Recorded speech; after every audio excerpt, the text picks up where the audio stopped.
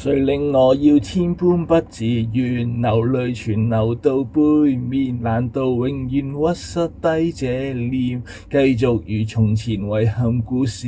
誰做了這轉悲的局面？誰人沉迷那貴賤？全部也要走出這封建女士，為何由男士作主？